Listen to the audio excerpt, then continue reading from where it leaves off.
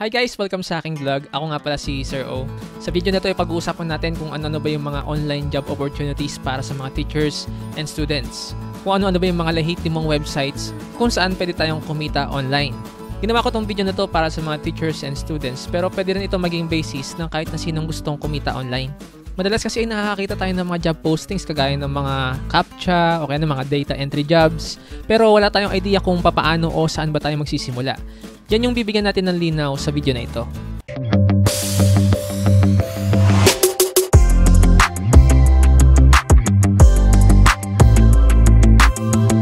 So ngayon pa lang habang pinapanood mo itong video na to, isipin mo na kung ano ba yung skill mo na pwede mong ma-i-offer sa mga magiging kliyente mo. Pero kung wala ka pang skills na pwede mong ma-i-offer sa mga clients, don't worry kasi lahat naman yan natututunan natin. Magbibigay ako ng tips kung paano ka ba makakapagdagdag ng skills na later on ay magagamit mo sa iyong mga trabaho online. Pero kung ngayon ka pa lang nakapunta dito sa aking channel, please consider subscribing and hit that notification bell button para naman maging updated ka sa mga susunod kong videos. Siya nga pala guys, ang kadalasang kitaan natin dito sa online jobs ay in dollars. Yun yung madalas nating makikita. So mamaya tuturuan ko kayo kung paano nyo ba mawi-withdraw yung inyong kikitain online papunta sa inyong bank account. So lahat yan ay pag-uusapan natin. Kaya kung ready na kayo, tara simulan na natin.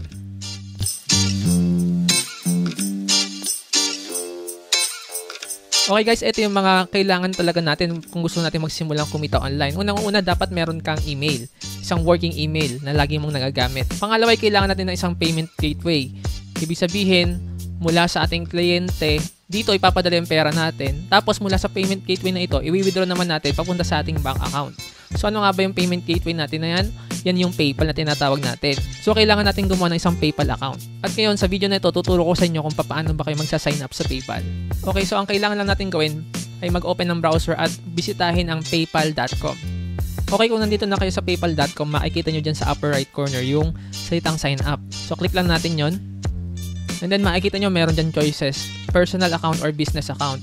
So sa ngayon, gamitin muna natin yung personal account. Nakalagay dyan ay online shopper, individual seller, freelancer, both of the above, or I'm not sure. Okay, so ilagay na lang natin dito yung freelancer or yung individual seller. Pero kung gagamitin mo rin yung PayPal account for shopping, ilagay mo na rin yung both of the above. And then dito, fill out nyo lang yung mga personal details. Siyempre, unang-una dyan yung ating email. Tapos ilagay mo rin yung iyong personal number. Diyan sa number mo na yan, magsisend ng text sa iyo si PayPal para ma-verify na ikaw talaga yung owner ng number na yan. Kompletuhin mo lang yung details including yung password tapos click mo lang yung next. So ayan, nakalagay diyan no. Confirm your phone. So may marireceive kayong text tapos ilagay nyo lang dito yun sa mga box. So automatic magpo-proceed naman siya kapag na-confirm yung number. Tapos may mga additional details pa dyan na kailangan mo rin i-fill out. Then under identification type, meron dyan choices. Nakalagay dyan driver's license, national ID o kaya passport. Kung wala ka dyan sa mga nabanggit na iyan, subukan mo rin naman gamitin kung ano yung mga valid IDs mo. I'm not sure kung tatanggapin ni PayPal, pero wala namang mawawala kung susubukan mo. For teachers, susubukan natin gamitin yung ating PRC number tapos isa-select natin yung national ID. For students naman, kung kayo ay under 18 pa, I suggest na mag-passes muna kayo sa inyong parents or guardians. Tapos sila muna yung gumawa ng PayPal account and nakapangalan muna sa kanila. Kasi mahihirapan pa kayo lalo na yun sa mga IDs na kailangan. Sa iba pa makikita mo dyan yung terms and agreement. Click mo lang yung I confirm that I have read, blah blah blah. And so agree and create account. Okay, so makikita natin dito nakalagay your account has been created. So pwede ka na mag-shopping online or mag-send ng payments. Pwede ka na rin makareceive ng payments. Sa baba makikita natin dito nakalagay add a card to start using your PayPal account. So click lang natin to. Okay, susubukan natin yung i-link yung ating PayMaya virtual card dito sa ating PayPal account. So, i-click lang yung link card kapag nailagay mo na yung card details mo. So, ayun, no? Okay na yung ating card. Click mo lang yung go to your account. Paano ba natin i-confirm yung ating PayPal account? Dito sa ating PayPal homepage, nakalagay dyan sa kaliwa, confirm your email. Click na natin yan, no? Para ma-confirm natin yung ating email. Nakalagay, send an email. Click nyo lang yon. Then, punta kayo sa gmail.com kung Gmail lang inyong ginamit. Then, Yahoo naman, punta kayo sa Yahoo Mail.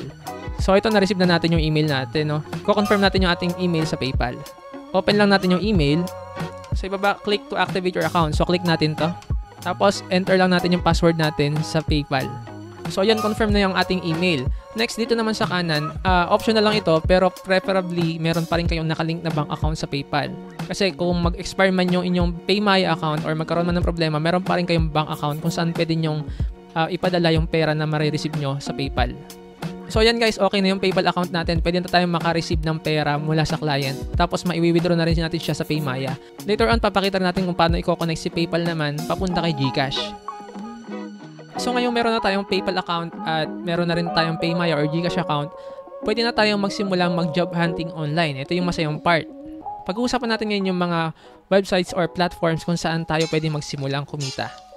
By the way guys, I can assure you that these websites and platforms are legit. Nasubukan ko na yung marami dito and I can tell you na talaga nagbabayad sila at nasa sa inyo na lang kung gusto nyo i-try o hindi. Pero masasabi ko lang ay legit itong mga websites na ito. Punta tayo ngayon sa mga platforms and websites na legit talaga kung magbayad. Unahin natin yung mga platforms. Marami kasi ito, no? Pero isa lang naman yung kanilang sistema. Gagawa ka ng account doon sa website na yon, tapos maghahanap ka ng mga job postings and then mag-apply ka hanggang sa makahanap ng trabaho. So una sa mga platforms natin pag-uusapan na itong onlinejobs.ph. Isa itong dedicated website para sa mga Filipino freelancers. Ang kagandahan dito talagang mga Pilipino ang hinahanap nila. Tapos, puro Pilipino lang din kayo nag-a-apply. Ang downside lang, minsan mas mababa yung rate dito kumpara sa ibang platforms. At isa pa, may time na hindi kasi masyadong secure yung payment. So, pwede na yung client ay hindi magbayad. Posible yun. Pero pwede mo naman siyang i-report sa mismong onlinejobs.ph support para naman maban yung client.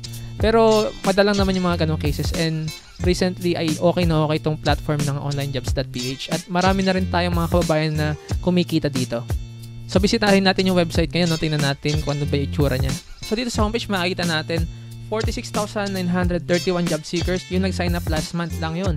Tapos, meron namang 6,473 na employers din na nag-sign up last month.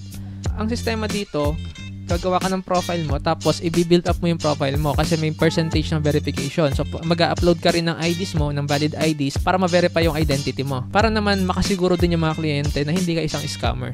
So, for teachers, kadalasan tinatanggap naman yung PRC-IT. For students naman, kung wala pa kayong ID na mapapakita, pwedeng under your guardian muna yung gamitin ninyong ID. So maraming klase ng trabaho dito, no? Lahat ng mga online jobs na pwede nating ma-imagine ay nandito rin sa onlinejobs.ph.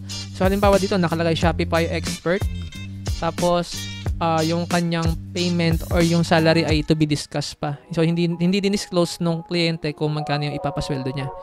So, meron din dito nakalagay Photoshop and eBay listing, General VA. So, medyo generalized yung trabaho dito, iba't iba. Pero meron siyang nabanggit na Photoshop at eBay listing. So, maaaring mag-manage ka rin ng online store.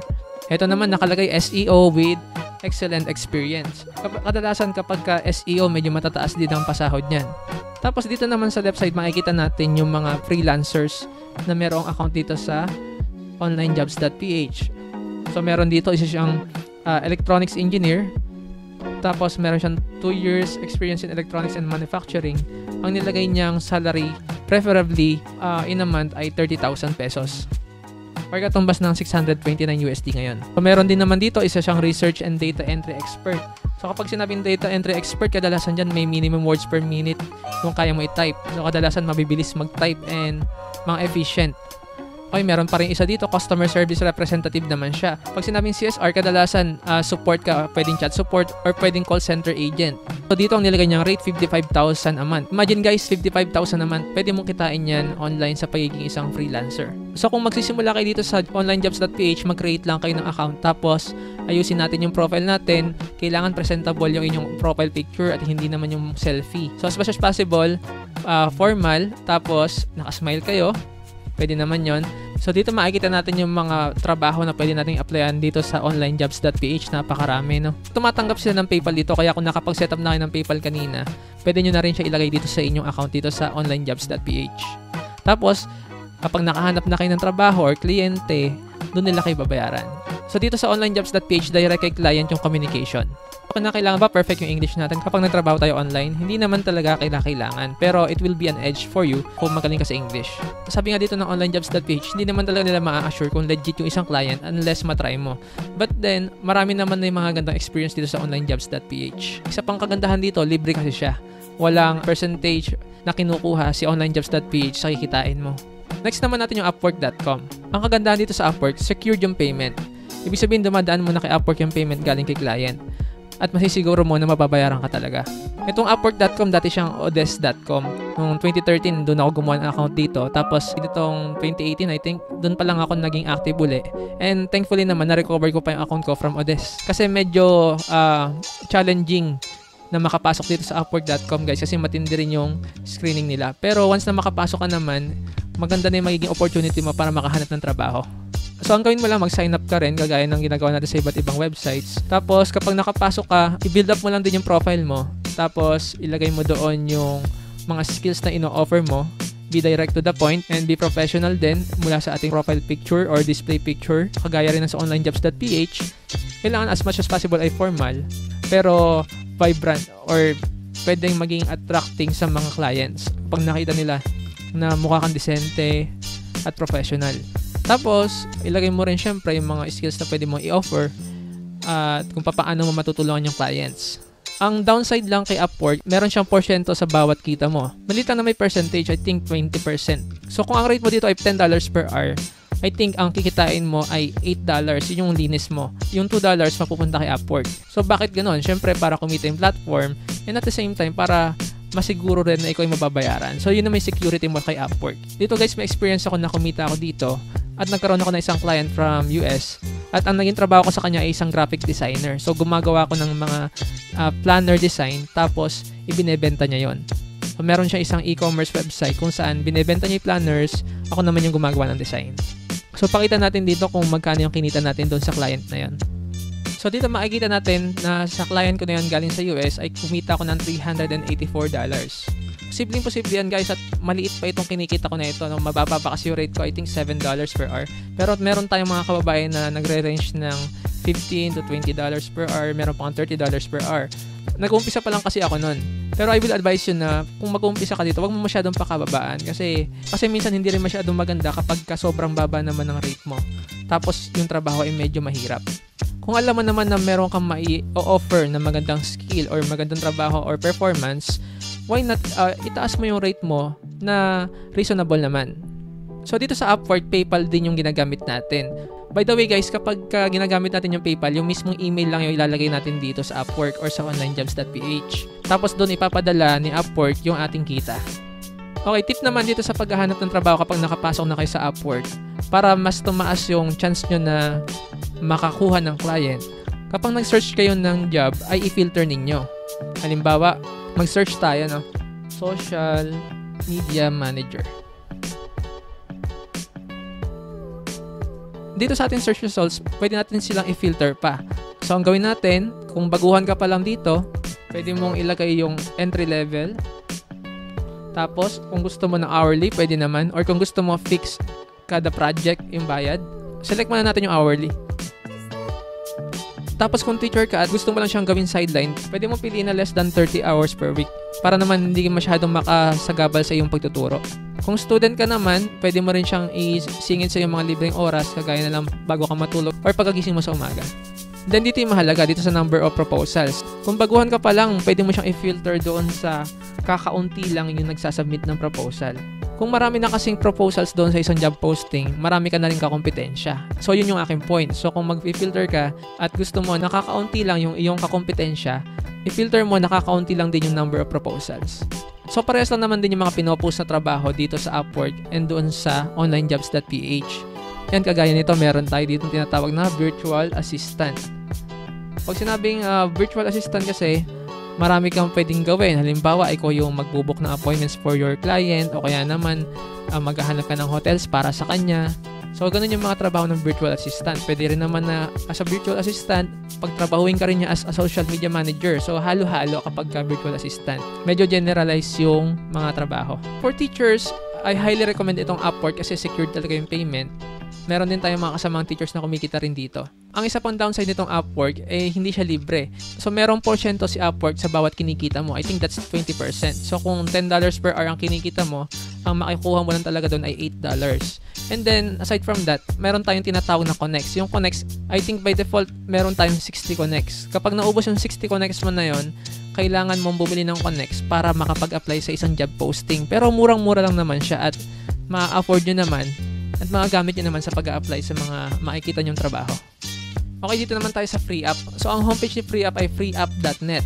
So, ang kagandahan kay free app, para rin siyang Upwork. Kaya lang dito sa free app, mas kakaunti yung kakompetensya mo. Minsan dalawa lang kayo mag-apply dun sa isang job posting. So, ganun. Pero, mas malaki yung kitaan dito sa free app sa pagkakarinig ko sa mga may experience na dito. Yun nga lang, mahigpit din ang screening dito sa free app bago ka makapasok. But definitely, you should give it a try. Wala naman kasi mawawala kung susubukan natin. Next naman natin yung tinatawag nating Fiverr. Itong Fiverr, matagal na tong platform. Ang kaibahan niya dito sa Upwork and onlinejobs.ph and free app, si Fiverr kasi, mga freelancers ang magpo-post ng kanilang mga i-offer na skills or services. Tapos, si client ang maghahanap. So, baligtad. Dito sa Fiverr, pwede kang kumita ng $5 minimum. Kaya nga siya tinawag na Fiverr. Kay Fiverr naman, so magsa-sign up ka rin syempre. Hindi naman ganun kahigpit dito kay Fiverr, no? Pwede kang gumawa ng account mo. Kaya lang, kailangan mo rin i-build up yung iyong profile.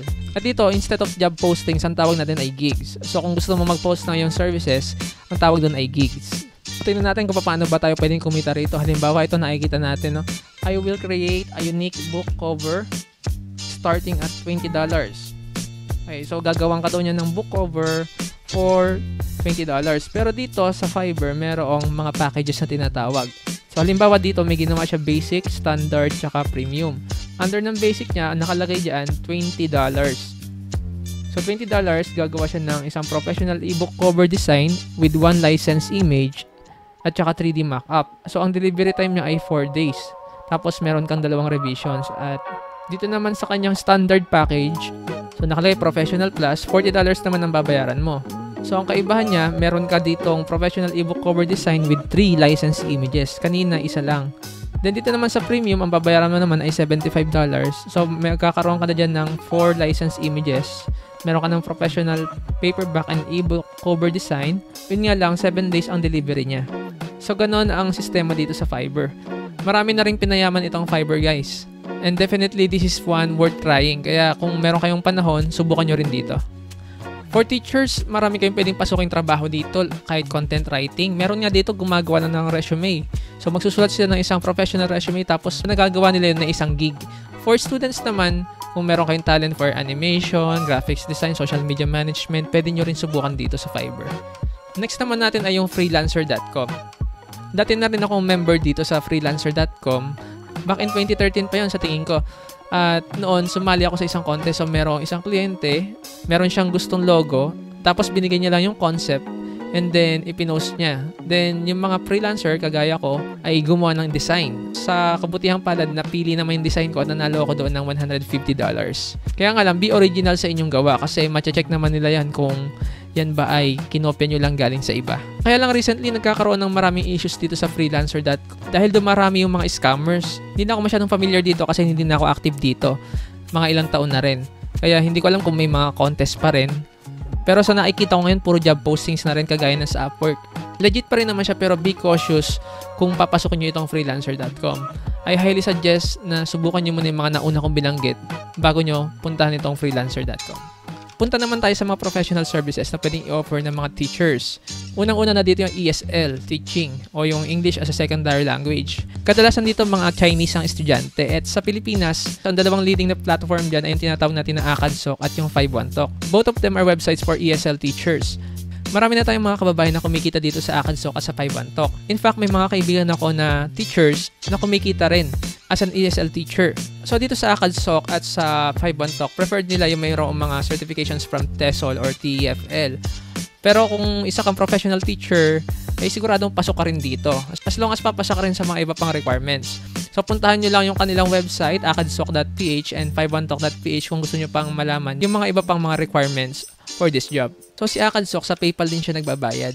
And then meron silang mga technical requirements, gaya na lang ng syempre noise cancelling headphones, syempre stable internet as much as possible, at syempre a working laptop na at least i3 man lang, no, sa kanyang processor or AMD Ryzen 3. May mga kaibigan ako na nagtatrabaho ngayon sa 512 at sabi niya sa akin no isang araw ay 67 pesos per class ang bayad sa kanila. So sa isang araw daw nakaka-8 class siya kasi nakakapagod din daw na 4 straight hours na nagtuturo. So not bad na rin na kumita ka ng almost 500 sa isang araw.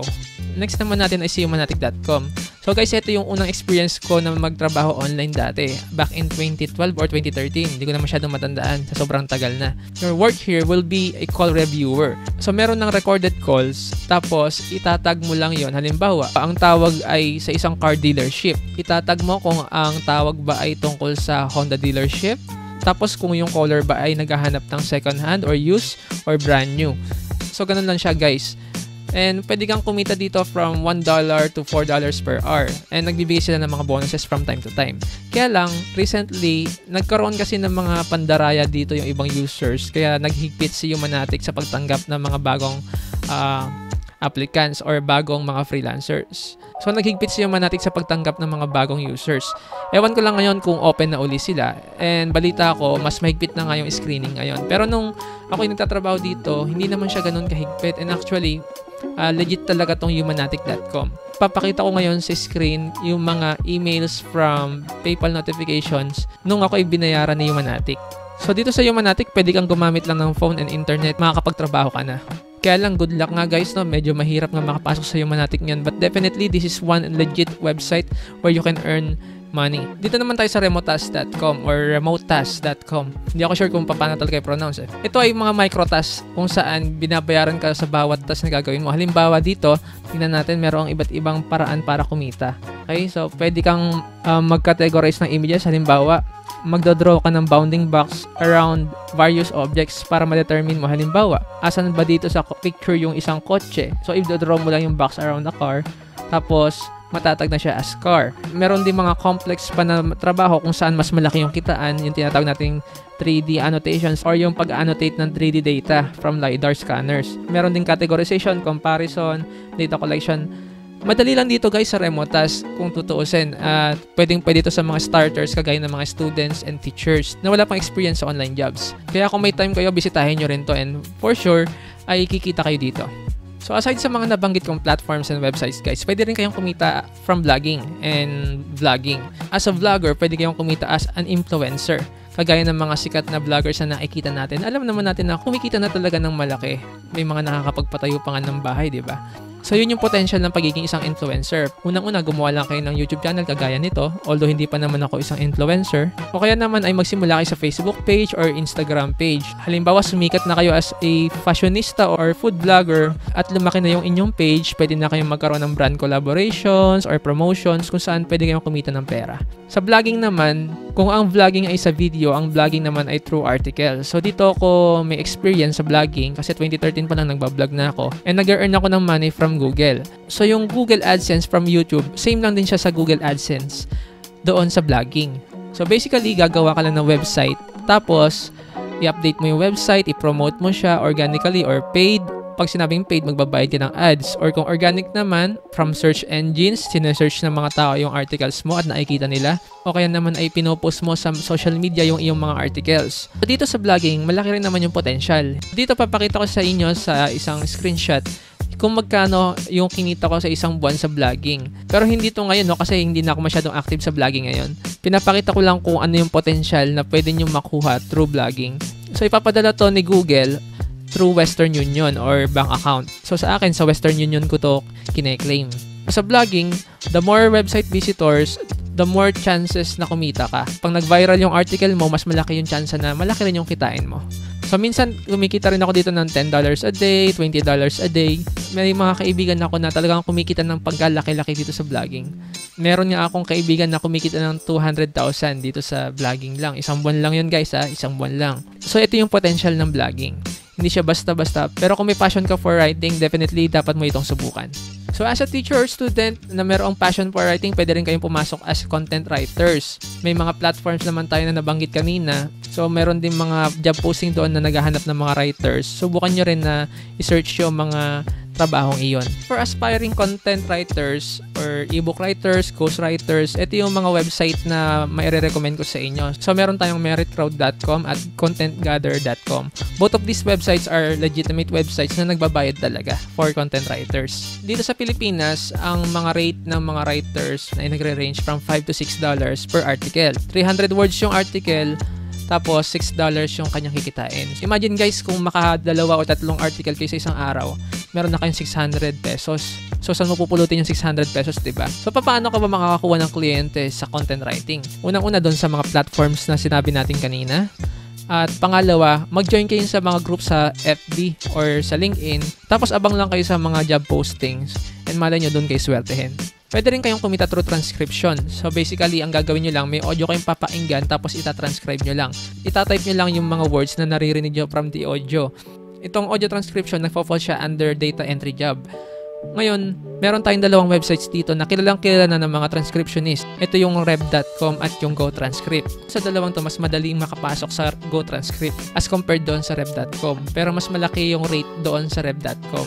Kung meron kayong talent for audio transcription, kahit estudyante pa lang kayo or teacher, pwede nyo rin itong subukan. So dito sa GoTranscript, nakalagay dito, nagre-range yung kanyang bayad from $0.72 per minute. Ito pa yung iba natin pwede pagkakitaan online, guys. Nandiyan pa ba kayo, guys? So kung umabot ka sa point na to, thank you. Pero wag mo kakalimutan na mag-subscribe. Okay, lastly, pwede rin tayong kumita as online sellers or affiliate marketers. Basically, si affiliate marketer, ganito ang ginagawa niya. Halimbawa, nanood ka ng YouTube. May isang YouTube channel. Tapos, nire-review niya yung product, isang noise cancelling headphone. Nire-review niya yung product na yun, tapos nilagay niya sa description, buy it from here. Pag kinlik mo yung link na yun, papunta siya halimbawa sa Lazada. Tapos, binili mo yung product mula doon sa link na yun. Ngayon, meron siyang porsyentong matatanggap doon. Ganun yung affiliate marketing. Marami na rin yumaman dito through Amazon affiliate marketing. Pero sa Lazada, I think maliit pa lang yung rates na nakukuha ng mga nag-a-apply as affiliate marketer. Dito naman tayo sa online selling. So sa online selling, karaniwan natin nakikita nagpo-post sa Facebook ng kanilang mga produkto. Pero bukod pa dyan, meron pa tayong mga iba't ibang paraan para makapagbenta online. So pwede tayong gumamit ng Lazada or Shopee as our marketing platform. Meron tayong mga kababayan na nagbebenta sa Lazada. Halimbawa, kung ikaw ay isang estudyante, meron kang mga lumang damit or mga pre-love na damit or sapatos, pwede mo siyang ibenta sa Shopee or Lazada. Meron pa nga ngayon mga nagla-live selling, nauuso rin yun. O kaya naman, kung ikaw ay isang teacher at meron kang mga produkto, halimbawa, meron kang mga arts and crafts, pwede mo rin ibenta yan sa Lazada at pagkakitaan. So, ito yung mga online job opportunities at mga legit na paying websites kung saan pwede tayong kumita ng mga teachers and students. Ngayon, papaano kung wala ka pang mai-offer na skill? I suggest mag-start ka sa YouTube, manood ng mga video tutorials kasi nandiyan na halos lahat ng gusto mong matutunan. And Google is your friend.